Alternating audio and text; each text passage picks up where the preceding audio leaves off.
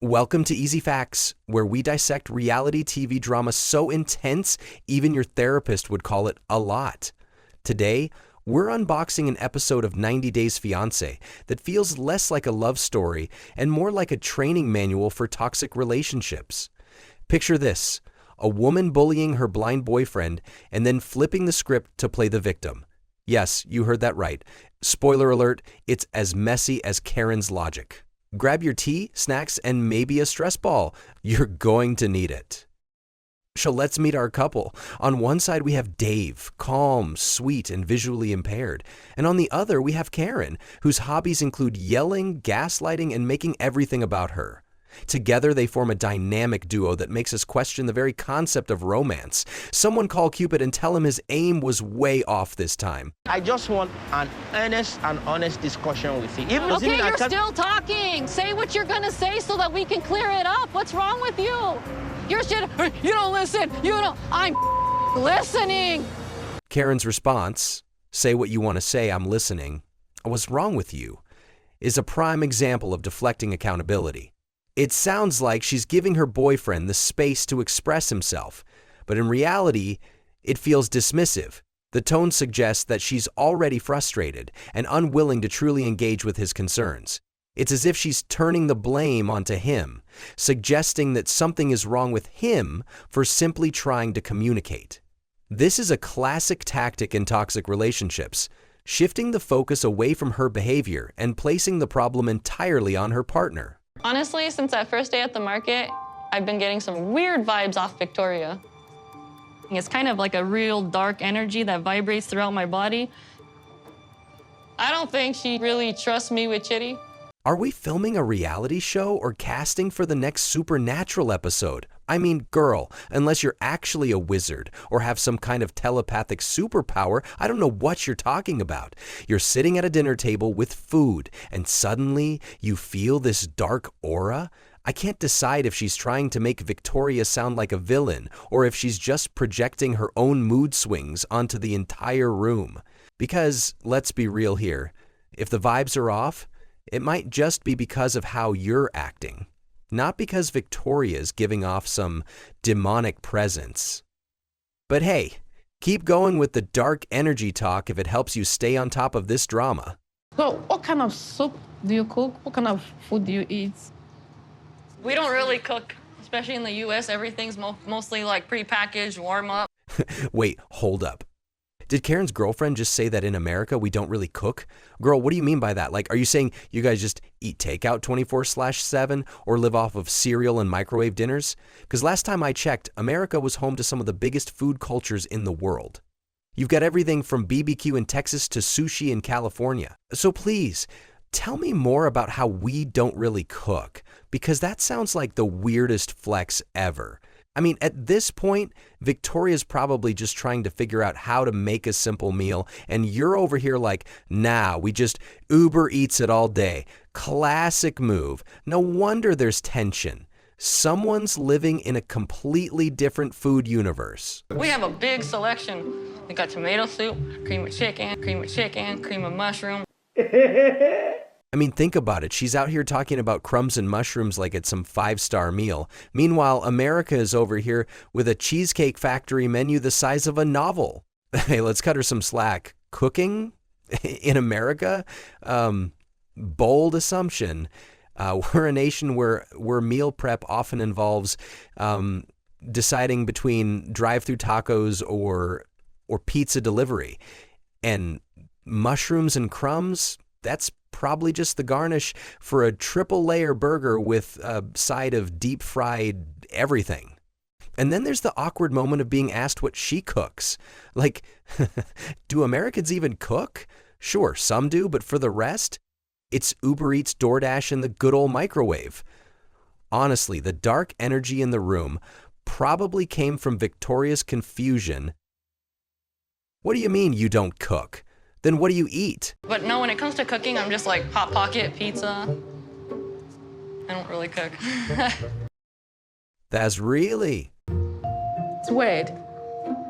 Like, imagine sitting at a table with someone who's genuinely curious about your cooking skills, and you just Hit 'em with, nah, we're all about that pepperoni life. That's it. That's the culture. No casseroles, no secret family recipes, just pizza boxes stacked higher than your ambitions.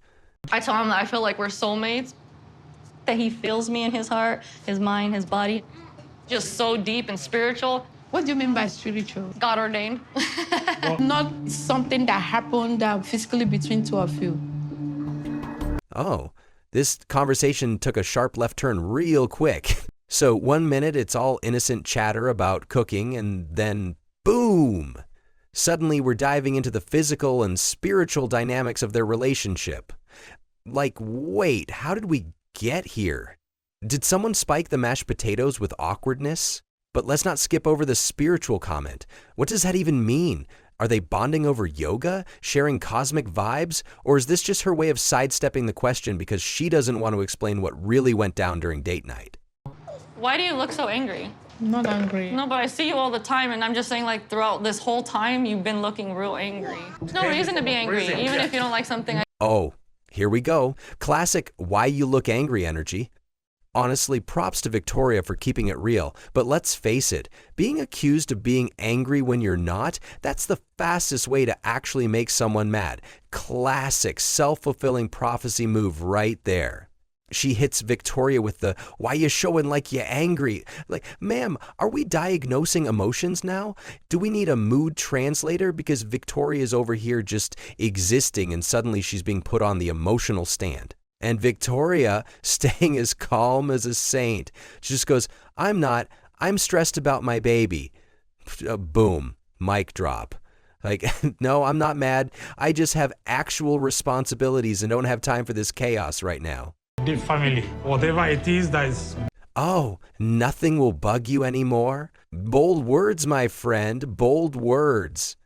And the poor guy's over here trying his best to welcome her with open arms, like you're part of our big family now.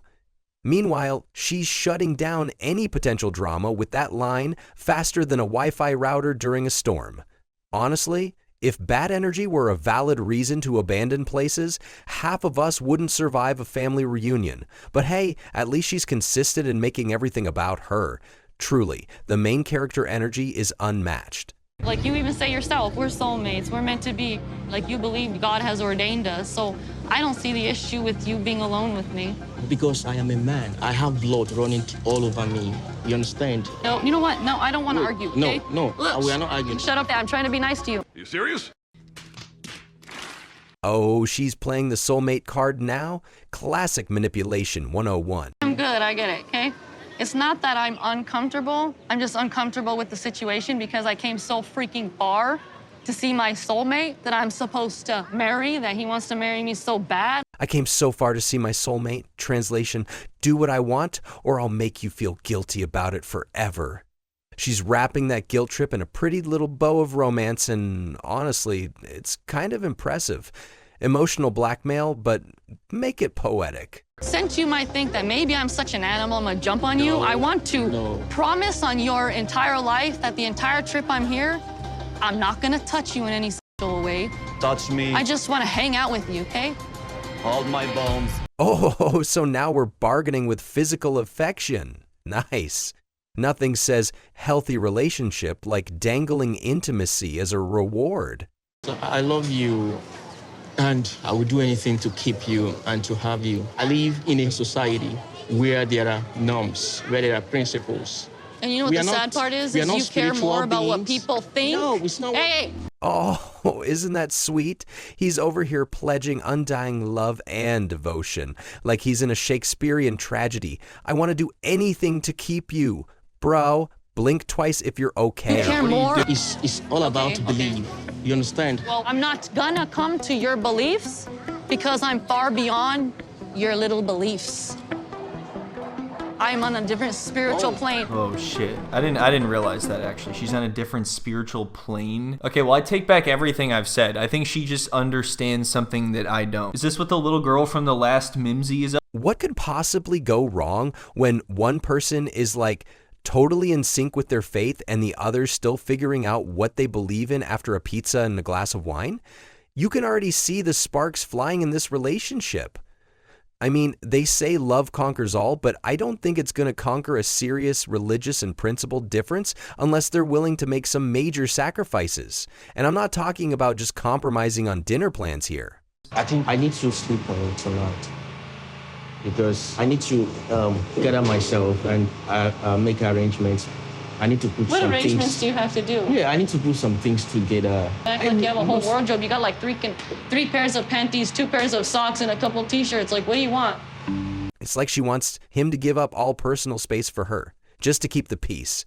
But hey, nothing says healthy relationship like one person thinking while the other flips out over a little alone time, right? He's not exactly asking for a solo vacation. He just wants to, I don't know, breathe for a second and get his head straight. Does that sound too complicated? Apparently, it's like the ultimate betrayal to her, though. Like, does he really need to be with her 24/7 to prove his commitment? That's some serious dependency right there, folks. When you sit there and say you have to prepare, it's actually some bull that's and quite humiliating, actually, that you'd use that excuse that you have to prepare. That's quite pathetic. Ooh. I don't know what you tell Rayne right now. Ooh. Okay, you know what, babe? I don't want you to leave. Well, it doesn't matter about what you want. Like I said, it's all about action. When you refuse to be with me in a certain location, I'm done. Look, I get it. Actions speak louder than words, but maybe we should start with understanding what the other person actually needs before running around like a hamster on a wheel. It's not a competition of who can act busier. It's about finding balance, right? But sure, let's just ignore everything and keep up the action show. Oh, I'm done. Well, isn't that just the classic line we've all been waiting for? The drama escalates, and now we're at the I'm done point. So, is this where the relationship takes a dramatic turn? Or is it just another plot twist in a never-ending soap opera? You need some space to vent. No, did you not just see how he yelled at me? I'm done with him. Okay, when he said he would stick up for me, like I said, even if it's family, you need to tell them when they're wrong. Let's be real though. If you're done, then why keep going on about it? It's like saying, I'm over you, but then spending the next 20 minutes explaining exactly why you're over them. It's a cycle, people. Don't be fooled. This is just another chapter in the emotional roller coaster. Obviously, he feels. What was wrong? Okay, now it's a middle thing. Now it's a middle thing. Treating this guy. You took everything out of hand. It's the way you talk to him. Okay. It's the way you cuss him. Why are you inviting me? It's the way you yell at him. Why did you invite me if you hate me? Why did you get on the phone and say I love you? It's like watching someone try to teach a toddler how to share, but this time it's about basic human decency. Let's just hope it doesn't turn into a full-on family intervention. I don't like you because you do this and that. Okay, I'm done. I'm certain she hasn't said this. For you to say this, that means you're delusional. You know what? That's what I'm saying. The fact that I'm delusional after all this. It's impressive. The mix of I'm mad with I'm going, but I'm still holding all the cards. Like she's leaving, but don't you dare forget how she's feeling, because trust me, she wants to make sure you're thinking about this all night. The real question is she actually done, or is this just another play to make him beg for her to stay? Spoiler alert, probably the second one. You know, before you came, you made mention of you not liking sisters. Well, yeah, you know me in the long run. There's a reason. And now this extreme blow up, now you see the reason. I believe we have a different and distinct opinions about that. What I'm trying to say is, like, let's just be cool for once. You understand? You just don't like what I'm saying. No, that's your problem, is you don't like what I'm saying. I like, you assume I'm yelling, I'm screaming, I'm this, I'm that. Like, okay, I get you. Can I talk? I get you. Can I talk? Go Please. for it, Junior. The classic, but she's my sister move. Like, come on, dude, we get it. You've got family loyalty and all that, but you can't just expect someone to magically fall in love with your sister because you say so. It's like saying, well, why don't you just love my pet iguana too? It's family. Different opinions, the situation. You know, when you're just vibing, having a conversation, and then, boom, different opinions. Hit you like a freight train. Oh, whoa. Suddenly, it's like you're speaking two entirely different languages, and it's all fun and games until someone drops a, well, that's just how I feel, bomb, right? I mean, who doesn't love a good argument about something totally trivial? Like, we could be talking about pineapple on pizza or whether cats are better than dogs. Spoiler, they're not. And suddenly, it's like the world's on fire because of one tiny disagreement. Different opinions are like that. One minute you're both fine, the next you're on opposite sides of a metaphorical battlefield, wondering how you even got here. My Classic. sister, to my best of knowledge, the only time You she keep it up, don't the you? only time she came to the room I was would the love times, to go out there No, and sail out into the that only open time she ocean. Like, came oh to my God, clean up look, a the big room. ass green ship. But it's So, real nice because you can you see like mean the tall you buildings can't way out there on the right. hear me out for a second? We've been through the way? same thing over and over. No. I see you're sucking your sister's teeth. No. You're never gonna let go. Are you No. sharing the milk or what? And here he is, just trying to get one point across. But nope, it's like trying to plug up a leaky faucet. Every time he thinks he's got the floor, she's already launched into her next sentence like it's a race. It's almost like she's trying to single-handedly win the most words spoken in a minute contest. You gotta admire the dedication, though. You know what hurts me most? Yeah. 5.5 years after telling you that I was with men that turned to heroin, crack, cocaine, and drugs, and now you want to scrunch your teeth at me and saying the problem is me? You know what? The problem is you. The problem is the human freaking race. All you try to do is hurt others, and you want to call that love? Oh, wow, 5 years, huh? Talk about a plot twist. She's been with him for over 5 years, and now she's realizing he's not the man she thought he was? Like, girl, what took you so long? That's a serious investment of time, energy, and, let's be honest, emotions. The problem is you. Oh, really? How convenient. I mean, it's always someone else's fault, right? This line is basically the gold standard of deflecting responsibility. She's got a whole "it's not me, it's you" vibe going on. Are you doing it for a visa? Is that what you think? Yeah, that's all you freaking want. That's why you want to marry me. That's why you're that obsessed with me. Is that what you think? Well, it sounds like someone's finally waking up to the reality of the situation. But honestly, at this point, it's hard to pretend like everything's fine when it's so obvious there's a fundamental disconnect. Living with someone who has different principles and religious beliefs is not easy.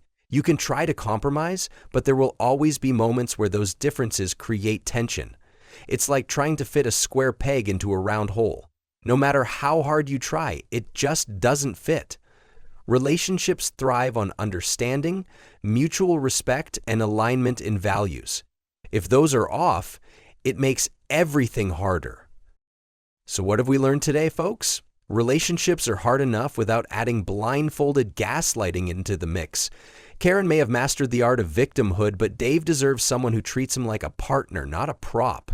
If you've made it this far, congrats. You've survived the most chaotic episode of 90 Days Fiancé to date. Don't forget to like, subscribe, and comment below, because trust me, this drama isn't over yet.